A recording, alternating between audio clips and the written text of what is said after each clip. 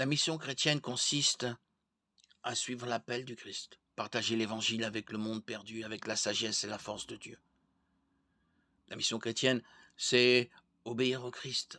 Après la mort et la résurrection du Christ, le Seigneur a ordonné aux disciples de partager l'évangile, le message de sa rédemption.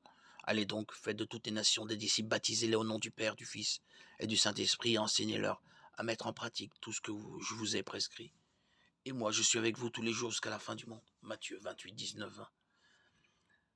Cette grande mission s'applique aux chrétiens d'aujourd'hui. Au lieu de nous accabler d'un fardeau, obéir à l'appel de Dieu apporte la joie et la récompense dans le ciel.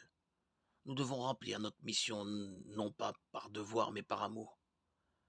C'est que l'amour de Christ nous presse parce que nous sommes convaincus que si un seul est mort pour tous, tous donc sont morts.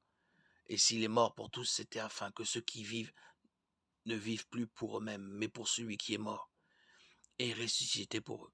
Ainsi, désormais, nous ne percevons plus personne de manière humaine. Et si nous avons connu Christ de manière purement humaine, maintenant nous ne le connaissons plus ainsi.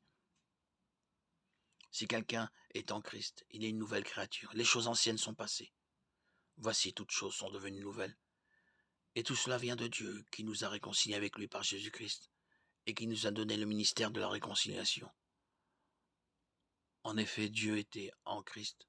Il a réconcilié le monde avec lui-même en ne chargeant pas les hommes de leurs fautes. Et il a mis en nous la parole de la réconciliation. Nous sommes donc des ambassadeurs pour Christ, comme si Dieu adressait par nous son appel. Nous supplions au nom de Christ, soyez réconciliés avec Dieu. En effet, celui qui n'a pas connu le péché, il l'a fait devenir péché pour nous, afin qu'en lui nous devenions justice de Dieu. 2 Corinthiens 5, 14, 21.